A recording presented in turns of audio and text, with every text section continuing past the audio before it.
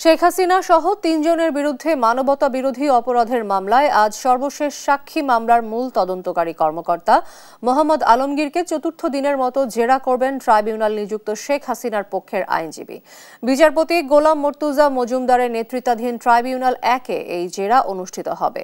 এর আগে গত ৩ দিন একই সাক্ষীকে জেরা করা হয়। সাক্ষ্যে এই তদন্ত কর্মকর্তা জানান, জুলাইয়ে আইনশৃঙ্খলা রক্ষাকারী বাহিনী এবং সরকার দলীয় সশস্ত্র সন্ত্রাসীরা দেশের ৫০টিরও অধিক জেলায় মারণাস্ত্র ব্যবহার করেছে।